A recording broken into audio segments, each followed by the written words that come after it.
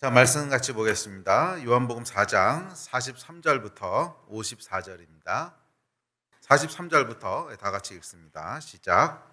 이틀이 지남에 예수께서 거기를 떠나 갈릴리로 가시며 친히 증언하시기를 선지자가 고향에서는 높임을 받지 못한다 하시고 갈릴리에 이르심에 갈릴리인들이 그를 영접하니 이는 자기들도 명절에 갔다가 예수께서 명절 중 예루살렘에서 하신 모든 일을 보았음이더라. 예수께서 다시 갈릴리 가나에 이르시니 전에 물로 포도주를 만드신 곳이라. 왕의 신하가 있어 그의 아들이 가버나움에서 병들었더니 그가 예수께서 유대로부터 갈릴리로 오셨다는 것을 듣고 가서 청하되 내려오소서 내 아들의 병을 고쳐주소서 하니 그가 거의 죽게 되었습니다. 예수께서 이르시되 너희는 표적과 기사를 보지 못하면 도무지 믿지 아니하리라. 신하가 이르되 주여 내 아이가 죽기 전에 내려오소서. 예수께서 이르시되 가라 내 아들이 살아있다 하시니 그 사람이 예수께서 하신 말씀을 믿고 가더니 내려가는 길에서 그 종들이 오다가 만나서 아이가 살아있다 하거늘 그 낫기 시작한 때를 물은즉 어제 7시에 열기가 떨어졌나이다 하는지라. 그의 아버지가 예수께서 내 아들이 살아있다 말씀하신 그때인 줄 알고 자기와 그 온 집안이 다 믿으니라. 이것은 예수께서 유대에서 갈릴리로 오신 후에 행하신 두 번째 표적이니라. 아멘. 오늘은 요한복음 4장 마지막 부분에 기록되어 있는 두 가지 사건을 살펴보려고 합니다. 첫째는 예수님의 고향 방문 사건이고 두 번째는 왕의 신하의 아들을 고치신 치유의 사건입니다. 이 두 사건은 그냥 겉으로 보기에는 그냥 별개 상관없는 그런 사건들처럼 보이지만 사실 깊게 들여다보면 요한이 공통된 주제를 가지고 기록한 사건인 것을 알 수 있습니다. 여기서 공통된 주제는 어떤 것이냐면 사람들이 가지고 있는 편견, 선입관, 고정관념에 대한 것입니다.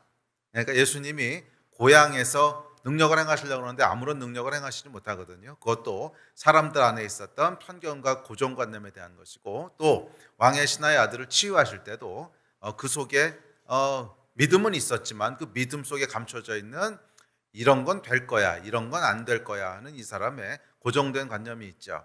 이것을 예수님께서 다루시는 모습을 볼 수 있게 됩니다. 그래서 이 말씀을 통해서 오늘 우리 안에 있는 고정관념들도 예수 그리스도 앞에서 다 내려놓아지고 우리 믿음이 더 확장되는 그런 역사가 있기를 주의 이름으로 축원합니다. 아멘. 자, 먼저 고향 방문 사건부터 살펴보죠. 예수께서 고향 갈릴리로 가시면서 이렇게 말씀하십니다. 44절입니다. 시작. 친히 증언하시기를 선지자가 고향에서는 높임을 받지 못한다 하시고. 요한복음에 이렇게 간단하게 기록되어 있지만 사실은 마가는 이것을 조금 더 자세히 기록합니다. 마가복음을 참고해 볼까요? 자, 마가복음 6장입니다. 시작.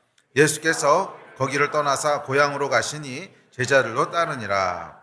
안식일이 되어 회당에서 가르치시니 많은 사람이 듣고 놀라 이르되 이 사람이 어디서 이런 것을 얻었느냐? 이 사람이 받은 지혜와 그 손으로 이루어지는 이런 권능이 어찌 되느냐? 이 사람이 마리아의 아들 목수가 아니냐? 야고보와 요셉과 유다와 시몬의 형제가 아니냐?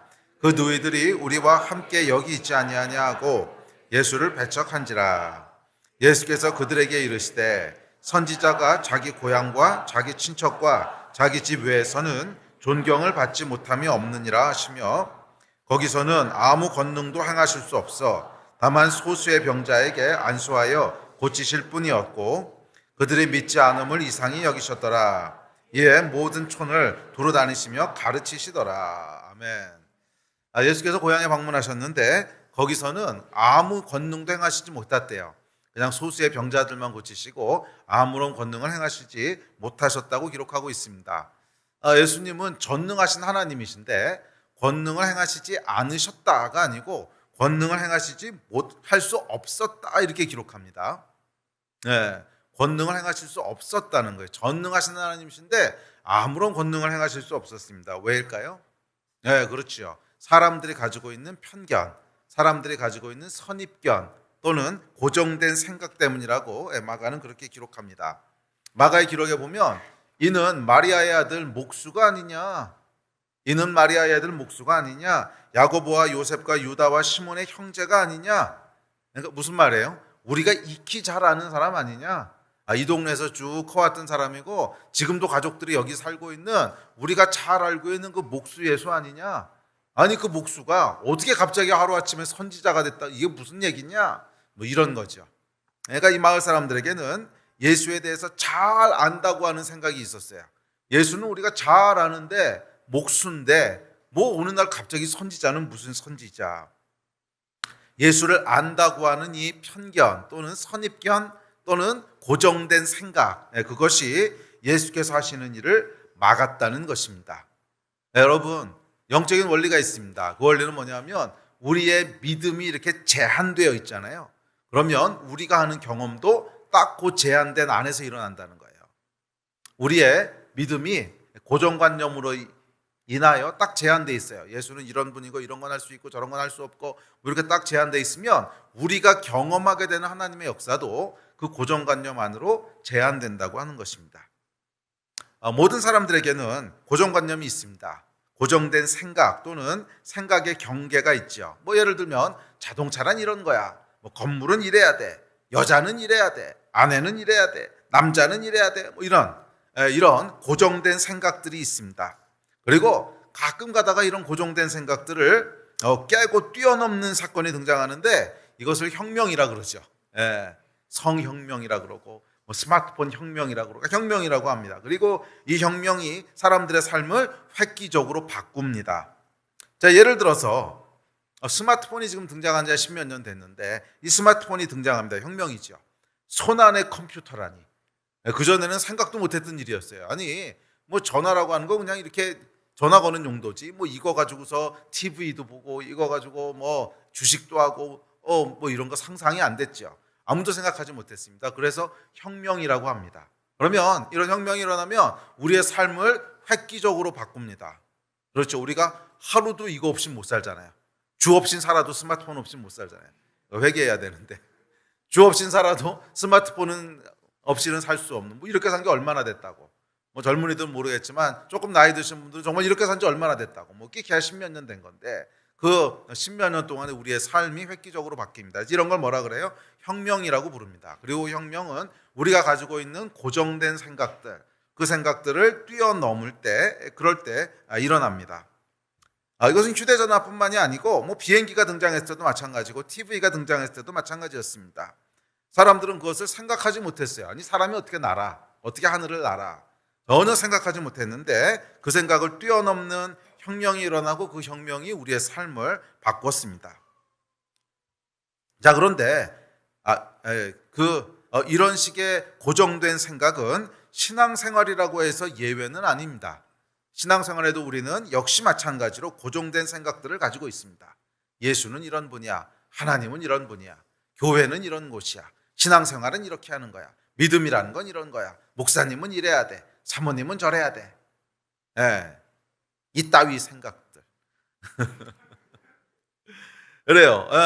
하여간 뭐 이런 생각들이 우리 안에 있다는 거예요. 이런 생각들이 우리 안에 있습니다. 그런데 문제는 정말 그렇냐는 거예요. 정말 그렇냐는 거예요. 정말 전화는 손안의 컴퓨터가 될 수 없느냐는 거예요. 아니었잖아요.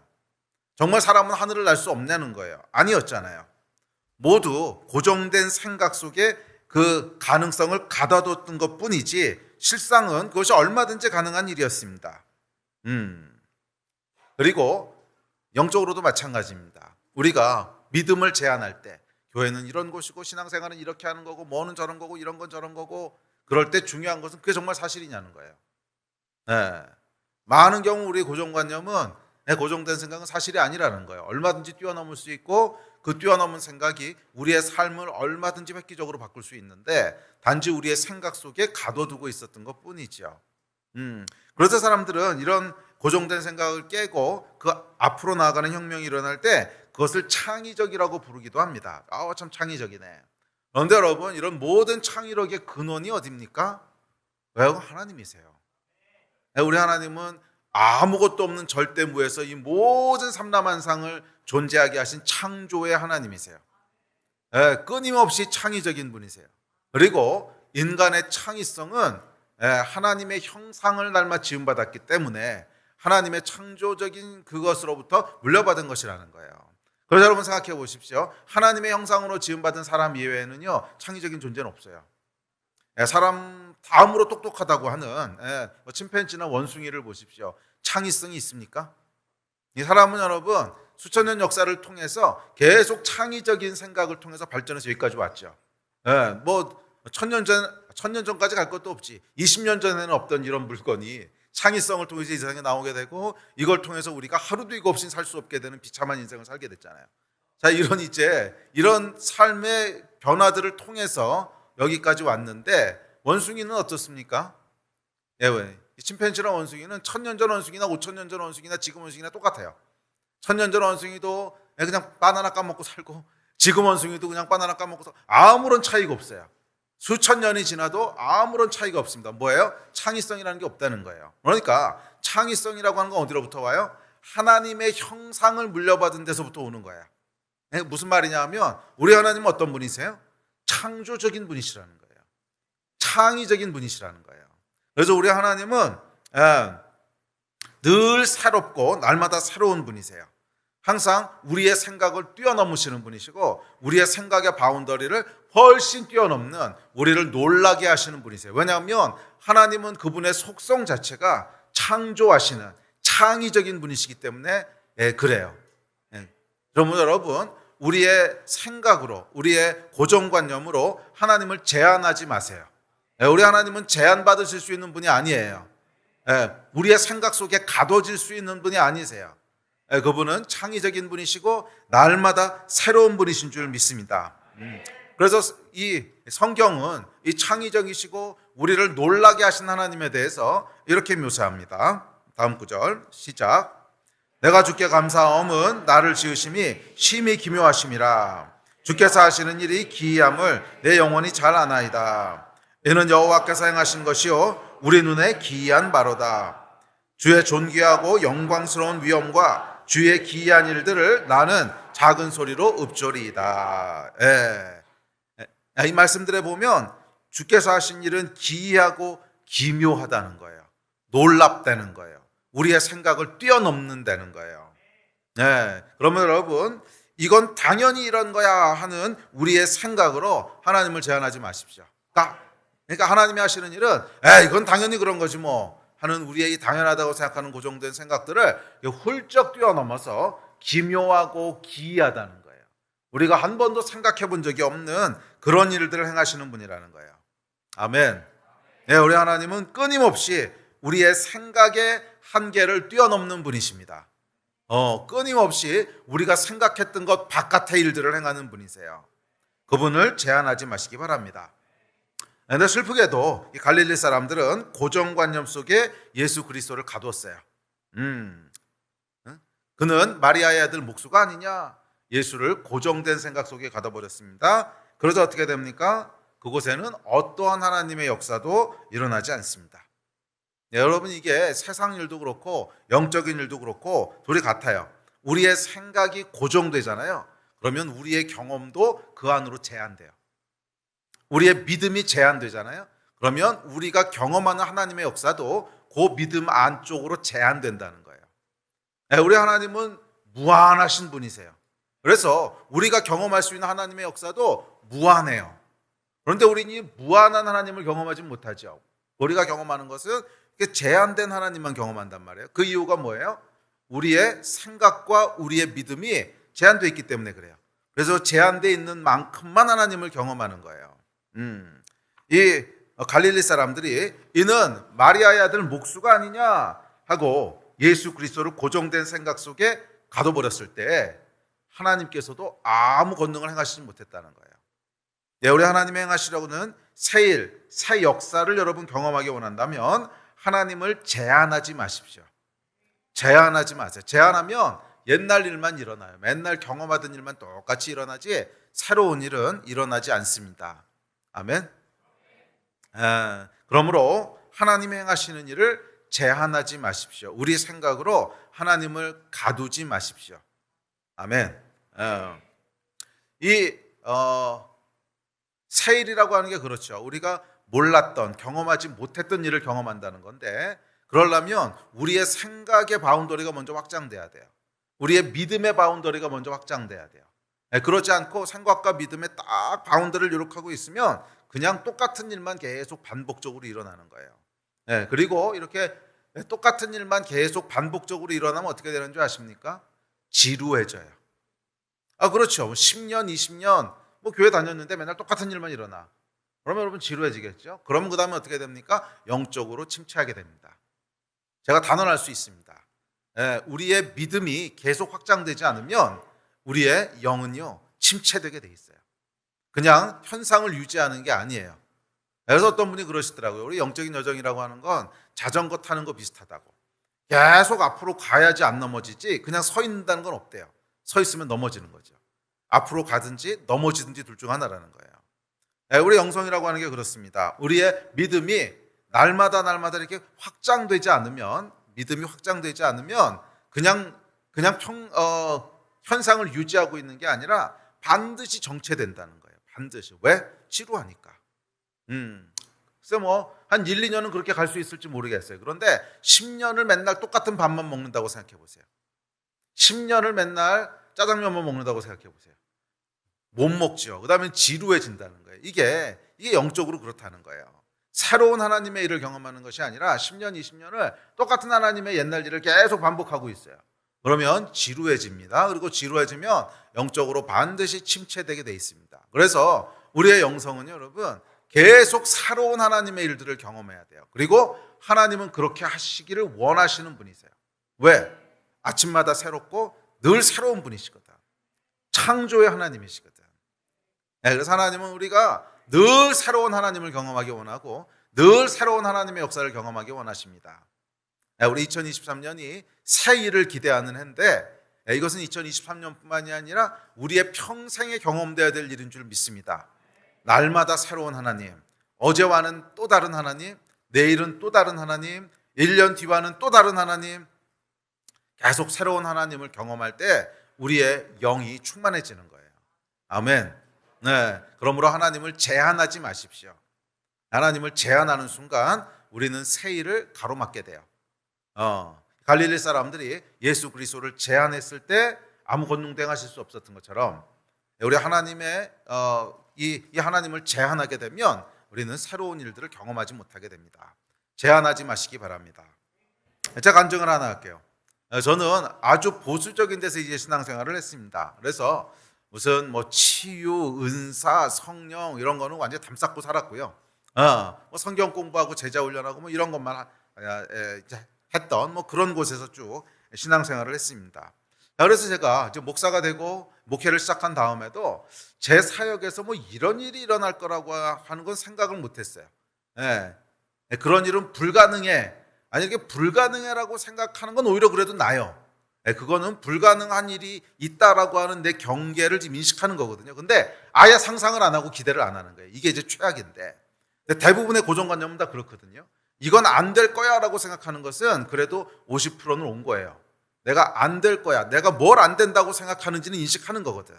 그런데 대부분의 경우에는요. 그것 자체를 인식을 못해요. 그냥 너무 당연하다고 생각하기 때문에 그냥 기대도 안 하고 상상도 안 하고 내 메뉴판에는 없는 거예요. 그냥. 그러니까 내가 생각하는 세계는 요만큼이지 여기는 존재하지 않는 세계인 거예요. 그게 우리의 고정관념이 이제 제한하는 거거든요. 그러니까 딱 고정관념 속에 제한이 되면 이건 불가능해라고 생각하는 건 그래도 낫고요. 그건 그래도 소망이 있고 여기는 그냥 존재하지 않는 거야. 내 인식 범위 밖에 있는 거라고 생각을 해요.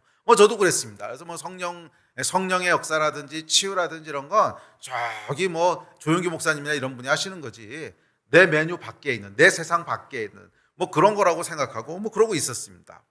그런데 어느 날이었어요. 한 20몇 년 전인데 그 당시에 전도사였는데 예배를 드렸는데 예배 때 저희 교회뿐이 아닌데 이제 선교사님 한 분이 예배를 참석하러 오셨었어요.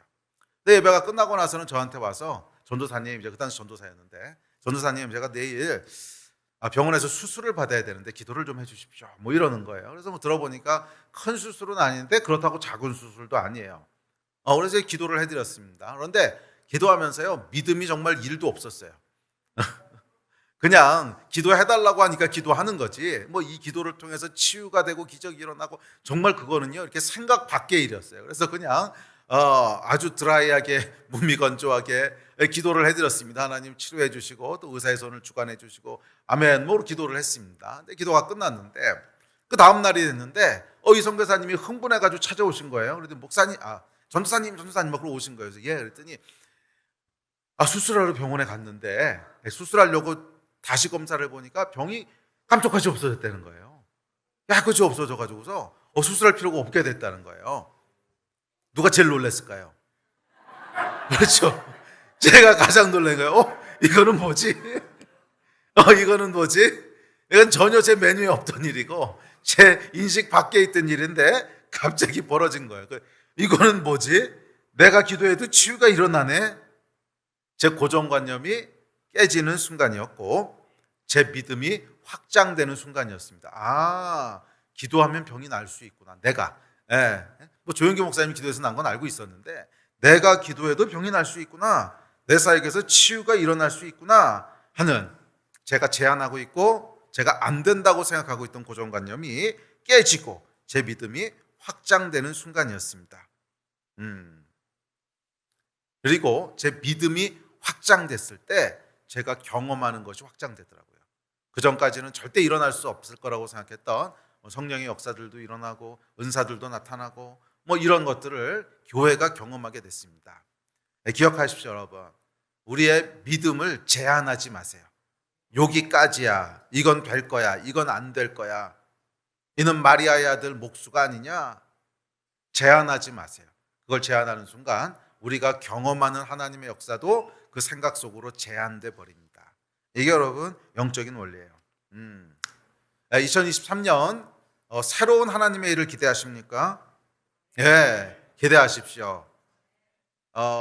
이 하나님께서 행하실 새로운 일은 제가 단언할 수 있는데 우리의 생각의 바운더리를 넘어서실 거예요. 성경이 고백했듯이 이는 기이하고 기묘하다, 놀랍다, 생각하지 못했던 일이다, 이런 일들을 행하실 줄 믿습니다. 그러기 위해서는 뭐가 있어야 돼요? 제한하지 마세요. 우리 믿음의 바운더리들을 계속 넓히세요. 만약 믿음의 바운더리를 똑같이 유지하고 있다면 새 일을 경험하지 못할 거예요. 맨날 경험하는 똑같은 하나님만 경험할 거예요. 그리고 그것은 여러분들을 지치고 지루하게 만들 겁니다. 정말 우리의 영이 깨어 살아있는 하나님을 만나기 원한다면 먼저 우리의 시야를 넓혀야 돼요. 우리의 믿음을 확장해야 돼요. 이 믿음이 확장되는 날이 되기를 주의 이름으로 축복합니다. 자, 그 다음에 이어지는 그 사건은 왕의 신하의 아들을 고치는 사건인데 이 이야기도 마찬가지로 동일한 주제를 다루고 있습니다. 이 사건이 여러분 그냥 겉으로 대충 보기에는 그냥 치유의 사건이라고 이해하지만 사실을 그 안을 깊이 들여다보면 요한이 굉장한 의도를 가지고 이 사건을 배치한 것을 볼 수 있습니다. 네, 왕의 신하의 믿음이 있는데 이 믿음 안에 보면 감추어져 있는 고정관념들이 있는 거예요. 네, 그리고 예수께서는 이것을 드러내셔서 그 고정관념들을 돌파하십니다. 네, 그래요, 여러분. 앞서도 얘기했지만 우리 안에 있는 이런 고정관념들은요 거의 대부분 감춰져 있습니다. 이거는 안 될 거야 라고 생각하는 것은 그래도 드러난 거예요. 그래서 굉장히 많이 진전된 겁니다. 안 될 거야 라고 하는 것은. 거의 대부분의 고정관념들은 되든지 안 되든지 그런 수준이 아니고 내가 무엇으로 제한하고 있는지를 몰라요. 너무 당연하다고 생각하기 때문에 그 인식 자체를 못해요. 그래서 감춰져 있습니다. 네, 그래서 오늘 이 왕의 신하의 아들을 고치는 이야기를 보면 왕의 신하가 정확히 그렇습니다. 이게 뭐 안 될 겁니다, 될 겁니다 이런 게 아니고 그냥 당연하다고 생각하고 이렇게 내뱉는 말인데 그 말 속에 보면 고정관념들 제한하고 있는 게 딱 보입니다. 그래서 예수님께서는 그것을 드러내셔서 그것을 정면으로 반박하시죠. 자, 왕의 신하의 이야기를 통해서 우리 안에 감춰져 있는 고정관념들이 무엇인지를 다시 한번 들여다보고 오늘 것들이 드러나게 되고 오늘 것들이 돌파되는 믿음이 확장되는 날이 되시기를 주의 이름으로 축원합니다. 자, 왕의 신하의 아들이 병들어서 죽게 됐습니다. 많이 아팠던 것 같아요. 거의 죽을 것 같다라고 얘기합니다. 자, 그가 예수님의 소문을 듣고 찾아옵니다. 그리고는 예수님께 아뢰입니다. 47절입니다. 시작. 그가 예수께서 유대로부터 갈릴리로 오셨다는 것을 듣고 가서 청하되 내려오셔서 내 아들의 병을 고쳐주소서 하니 그가 거의 죽게 되었습니다. 그러자 예수께서 이렇게 대답하십니다. 다음 절 시작. 예수께서 이르시되 너희는 표적과 기사를 보지 못하면 도무지 믿지 아니하리라. 자, 여러분 이게 무슨 뜻일까요? 우리가 성경을 읽을 때 그냥 성경이니까 이러고 읽고 내려가면 놓치기 쉬운데 이게 실제 상황에서 이런 대화가 이루어졌다고 생각해 보십시오. 조금 생각해야 되는 대화 아닙니까? 이 왕의 신하가 여러분 믿음이 없었던 사람이 아닙니다. 믿음이 있으니까 예수께 나왔죠. 예수께로 나오면 고쳐주실 거라고 하는 믿음이 있었어요. 그런데 예수님께서 고쳐주신다 안 고쳐주신다 이러는 것이 아니라 너희가 보지 못하면 도무지 믿지 못하는구나 이렇게 말씀하세요. 그러니까 도대체 뭘 본다는 거고 뭐를 보지 못하고 뭐를 믿지 않는다는 거죠. 생각을 해봐야 됩니다. 자, 이 말씀은 이런 뜻입니다. 왕의 신하가요 믿음은 있어요. 예수께로 가면 고쳐주실 거야 라는 믿음이 있습니다. 그런데 이 믿음 속에 한계가 있는 거예요. 딱 고정된 생각이 있는 거예요. 그래서 요만큼은 내가 믿어요. 그런데 하나님이 하실 수 있는 일은 이만하단 말이에요. 이만한데 지금 왕의 신하는 요만큼을 믿어요. 그리고 이만큼은 지금 못 믿는 거죠. 그러니까 보지 못하고는 이라는 게 뭐예요? 이만큼을 얘기하는 거예요. 있죠. 요건 지금 보고 있는 거예요. 그렇지 예수께로 가면 고쳐줄 수 있어. 요건 보고 있는데 이만큼은 보지 못하는 거예요. 그래서 보지 못하고는 도무지 믿지 못하는구나. 너희가 이만큼에서 무슨 일이 일어날 수 있는지를 보지 못하니까 도무지 믿지 못하는구나. 아까 제가 했던 간증. 제 삶에서는 절대로 치유 같은 건 안 일어날 거야. 치유가 일어나는 걸 보기 전까지는 도무지 믿지 못했거든요. 제 삶에서도 기도했더니 갑자기 병이 낫는 것을 보기 전까지는 도무지 믿지 못했다는 거예요. 이 이야기를 하시는 거예요. 그러니까 제 믿음의 고정관념 또 믿음의 한계들이 딱 있어서 요만큼이 하나님이 하실 수 있는 전부야 라고 보고 있으니까 보지 못하는 부분들은 전부 믿지 못하는 거예요. 이 이야기를 하고 계십니다. 왕의 신하의 믿음 속에 숨겨진 고정된 생각들이 있었다는 거예요. 자, 이것이 무엇일까요? 적어도 두 가지를 발견할 수 있는데 첫 번째는 뭐냐면 이겁니다. 내려오셔서라는 생각이에요. 자, 그에게는 예수께서 아들을 고치실 수 있다는 믿음은 있었어요. 그런데 고치시기 위해서는 반드시 어떻게 해야 되는 거예요? 오셔서 기도해 주셔야 되는 거예요. 이게 이 사람의 믿음의 한계인 거예요. 고정관념인 거예요. 오시지 않으면 고치실 수 없어. 이 믿음의 한계. 고치실 수는 있지만 오시지 않으면 고치실 수 없어. 믿음을 딱 제한한 거죠. 믿음을 제한한 거죠. 이게 왕의 신하의 숨겨진 어떤 고정된 생각이라는 거예요. 오시지 않으면 고치실 수 없어. 믿음은 있었습니다. 그러니까 예수께 나왔죠. 그에게는 예수께서 병을 고치실 수 있다는 믿음이 분명히 있었어요. 그러나 그 믿음은 그러기 위해서는 반드시 병든 자가 있는 곳까지 오셔야만 한다라는 제한된 믿음이었어요. 그러니까 뒤집어 얘기하면 오시지 않으시면 고치실 수 없다라고 하는 제한된 믿음이 있었습니다. 그래서 다시 재촉합니다. 49절입니다. 시작. 신하가 이르되 주여 내 아이가 죽기 전에 내려오소서. 예수가 고치실 수 있는 것 믿습니다. 그런데 오셔야만 고치실 수 있습니다. 이 제한되고 고정된 생각을 향해서 예수께서 이렇게 말씀하십니다. 다음 절입니다. 시작. 예수께서 이르시되 가라 내 아들이 살아있다 하시니 그 사람이 예수께서 하신 말씀을 믿고 가더니 가라 내 아들이 살아있다. 예수의 이 말씀이 왕의 신하에게 임했습니다. 제한된 믿음 위에 임했습니다. 고정된 생각 위에 임했습니다. 그러자 어떻게 됩니까? 새로운 믿음이 그 안에서 일어나기 시작합니다. 믿음은 어디서 와요? 들음에서 오며. 믿음은 들음에서 오며. 예수의 말씀이 임하자 그 말씀을 들었거든요. 그랬더니 이 왕의 신하 안에 그 전까지는 없던 새로운 믿음이 생겨나기 시작한 거예요. 전에 있던 믿음을 대체하는 건 아닙니다. 그러나 그 믿음이 확장되는 거죠. 믿음이 확장되는, 그러니까 예전에는 없던 새로운 믿음이 확장돼서 거기에 더해진 거예요. 언제? 말씀을 들을 때. 그 사람이 예수의 하신 말씀을 믿고 가더니. 자, 그래서 여기서 이제 이 왕의 신하의 믿음은 이전과는 다른 믿음이었습니다. 47절에서 이 왕의 신하가 예수께 나올 때 믿음이랑 지금 50절에서 그 말씀을 듣고 갈 때의 믿음은 다른 믿음이라는 거예요. 올 때의 믿음은 고치실 수는 있지만 오셔야만 해라는 제한된 믿음이었다면 50절에서는 시공간을 초월하시는 분이시네, 오시지 않고도 고치실 수 있네, 확장된 새로운 다른 믿음을 가지게 됐습니다. 그리고 이 새로운 믿음 위에 새로운 일을 경험하게 됩니다. 꼭 기억하세요, 여러분. 새로운 믿음 위에 새로운 일을, 새로운 역사를 경험하게 되는 거예요. 다음 절 읽어봅시다. 시작. 내려가는 길에서 그 종들이 오다가 만나서 아이가 살아있다 하거늘 그 낫기 시작한 때를 물은즉 어제 7시에 열기가 떨어졌나이다 하는지라.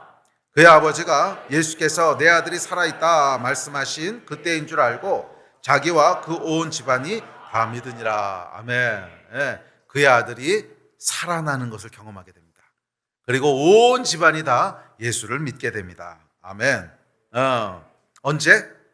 그의 믿음이 확장됐을 때, 그의 믿음의 바운더리가 무너졌을 때, 이때 새로운 하나님의 일을 경험하게 됐다는 거예요. 꼭 오셔야만 고치실 수 있는 것이 아니구나. 그분은 시공간을 초월하여 역사하시는 제한이 없으신 하나님이시구나. 그의 믿음이 확장됐습니다. 기억하세요, 여러분. 우리의 믿음이 확장될 때, 믿음이 새로워질 때 새로운 일을 경험하게 되는 거예요. 믿음이 새로워질 때 새로운 하나님을 경험하게 되는 거예요. 아멘. 그러면 여러분, 믿음을 제한하지 마십시오. 제한하고 있던 것들이 있다면 오늘 다 풀어지는 날이 되기를 예수 이름으로 축복합니다. 여러분은 어떠십니까? 여러분 안에도 오셔야만 고칠 수 있다, 이런 식의 제한하고 있는 생각이 있지는 않습니까? 내용은 좀 다를 수 있지만 이거는 이래서는 안 될 거야, 저건 저래야만 될 거야, 이건 불가능한 일이야, 그런 식의 믿음을 제한하고 있는 것이 혹시 있지 않습니까? 이 편견이 부서지는 날이 되길 축복합니다. 그래야 새 일을 경험해요. 자, 그렇다면 어떻게 이 생각이 부서질 수 있는가? 오늘 본문에 보시면 두 가지를 얘기합니다. 듣고 갔더니, 이 두 가지가 있어야 돼요. 듣고 갔더니, 첫째는 말씀을 들어야 되고 둘째는 그 말씀에 의지해서 앞으로 나가야 돼요. 그랬을 때 믿음의 확장이 일어납니다. 첫째는 여러분, 말씀을 들어야 됩니다.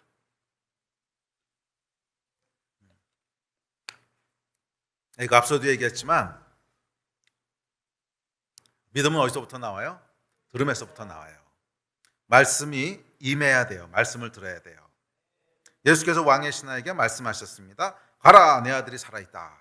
이 말씀이 임할 때 그가 가지고 있던 제한적인 믿음이 조명되기 시작합니다. 오시지 않는다고? 그런데 치유될 수 있다고? 그러면 꼭 오셔야 되는 게 아니네. 내가 가지고 있던 이 한계가 뭔지가 드러나고 조명되게 돼요. 자, 앞서도 얘기했지만 우리가 가지고 있는 믿음의 한계들은 거의 대부분이 숨겨져 있습니다. 거의 대부분이 인식하지 못합니다. 너무 당연하다고 생각하는 거예요.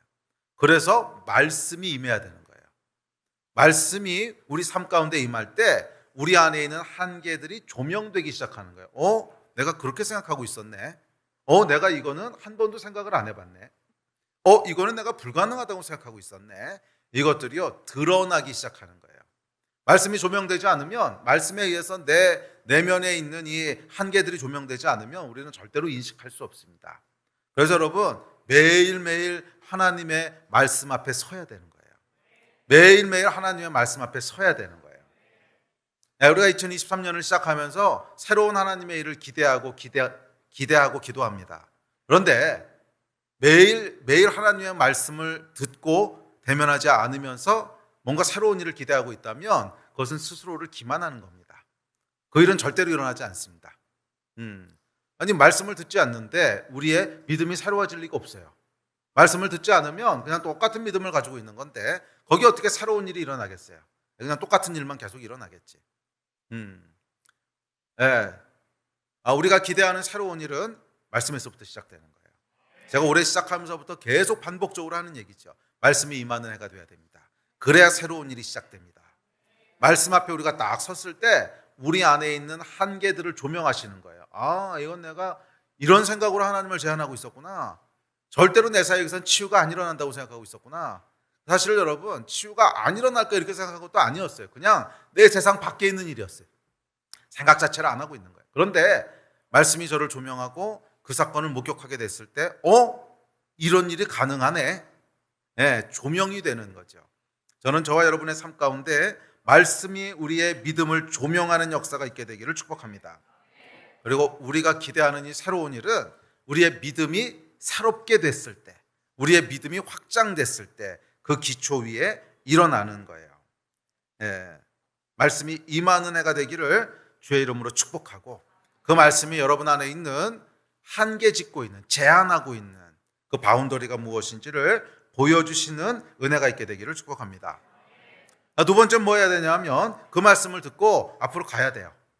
말씀만 듣고 그러네 그러고 그냥 앉아있으면 아무 일도 일어나지 않습니다.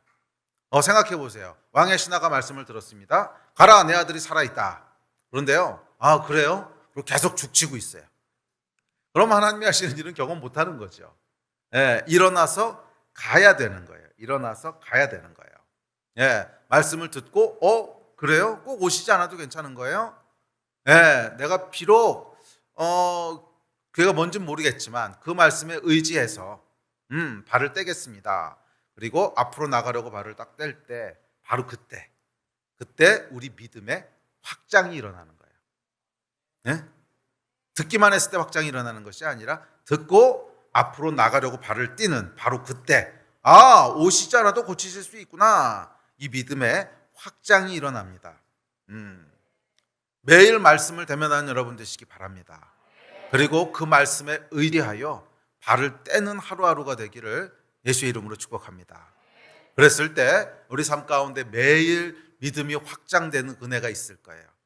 그리고 이 확장되고 새로워진 믿음 위에 새로운 하나님의 역사가 임하게 될 줄로 믿습니다. 아멘.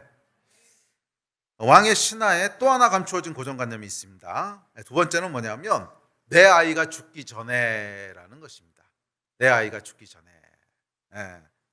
49절 볼까요? 시작. 신하가 일하되 주여 내 아이가 죽기 전에 내려오소서. 신하는요, 아이가 죽기 전에 내려와야 된다고 생각합니다. 왜? 죽고 나면 끝났다고 생각하는 거예요. 병은 고칠 수 있지만 죽은 건 어떻게 못하실 거야. 제한하고 있는 거죠. 자, 그런데 여러분, 이 제한된 믿음이 사실이었습니까? 사실이 아니잖아요. 요한복음 11장에 가보면 죽은 나사로를 살리시잖아요. 그러니까 사실 예수님께는 병든 거나 죽은 거나 차이가 없었단 말이에요. 그런데 왕의 신하의 믿음은 병든 것하고 죽은 거를 다른 걸로 보는 거죠. 믿음을 제한한 거예요. 자, 그래서 이 편견을 깨시려고 예수께서는 일부러 나사로가 죽을 때까지 나중에 기다리십니다. 다음 구절 한번 보실래요? 시작. 나사로가 병들었다 함을 들으시고 그 계시던 곳에 이틀을 더 유하시고. 그래서 이틀 더 유하시고 난 다음에 이제 나사로가 죽습니다. 그랬더니 제자들한테 이제 나사로가 죽었다, 가자 그러세요. 그러니까 뭐예요? 제자들 안에 있는 편견을 깨시라고 했던 거죠. 가서 병을 고쳐주시면 그럼 병은 고쳐지겠지만 제자들 안에는 여전히 그 편견이 남아있을 거 아니에요? 병은 고치시지만 죽으면 어쩌실 수 없어. 근데 이 편견을 깨시기 위해서 일부러 지체하십니다. 일부러 기다리셨다가 죽고 나자 나사로에게 갑니다. 자, 왕의 신하에게도 똑같은 편견이 있었습니다. 똑같은 고정된 생각이 있었어요. 병은 고치시겠지만 죽은 건 고치실 수 없어. 근데 문제는 이 편견이 사실이 아니라는 거예요. 예수께서는 죽은 자를 살리실 수 있습니다. 아멘. 그러면 여러분, 하나님을 제한하지 마십시오. 우리 하나님은 무한하신 분이세요. 무한한 역사를 행하실 수 있는 분이세요. 그런데 문제는 뭐예요? 우리 믿음이에요. 우리의 믿음이 계속 우리가 경험할 수 있는 걸 제한하는 거예요. 요만큼은 돼. 이건 안 돼. 이건 불가능해. 우리가 제한할 때 우리가 경험하는 것이 제한되고 맙니다. 그러면 여러분, 제한하지 마십시오.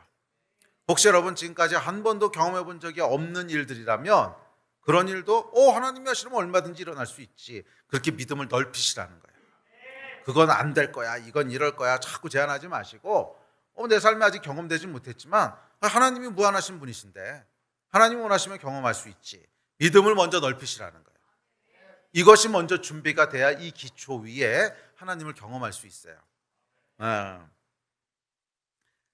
그렇게 여러분, 우리의 믿음의 여정은 믿음을 계속 확장해가는 과정이라고 할 수 있습니다. 우리 믿음의 경계를 계속 허물어가는 과정이라고 할 수 있습니다.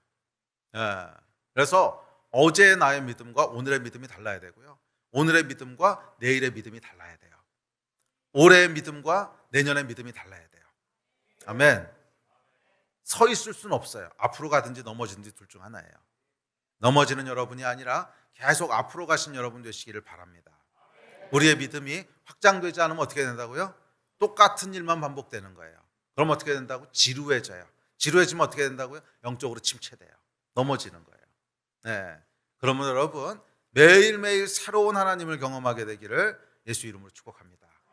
어제와는 다른 하나님, 작년과는 다른 하나님, 매일매일 새로운 하나님을 경험하는 은혜가 있기를 축복합니다. 그래서 오늘 본문 말씀에도 보면 47절의 왕의 신하의 믿음과 50절의 믿음과 53절의 믿음이 다 달라요. 47절에서는 그냥 단순한 믿음을 가지고 나옵니다. 병을 고쳐주실 거야.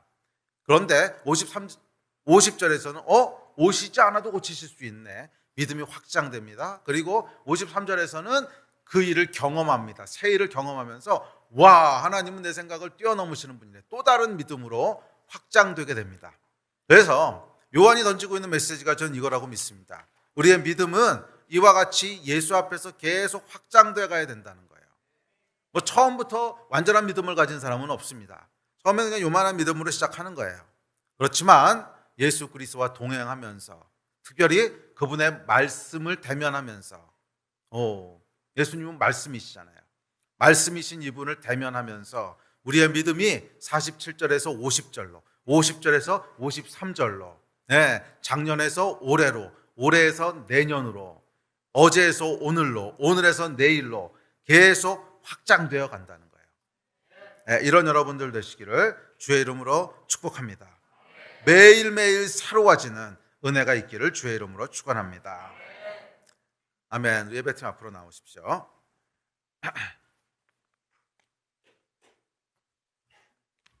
자, 이 확장이 언제 일어난다고요?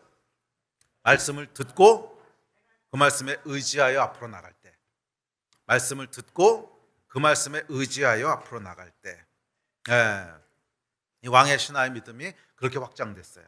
예수의 말씀을 듣고 갔더니 저와 여러분의 삶 가운데도 말씀을 듣고 앞으로 가는 그 역사가 있기를 축원합니다. 그럴 때 우리의 믿음이요 이렇게 막 확장될 거예요. 어제와는 다르게 늘어날 거예요. 새로워질 거예요. 아멘. 말씀을 마무리합시다.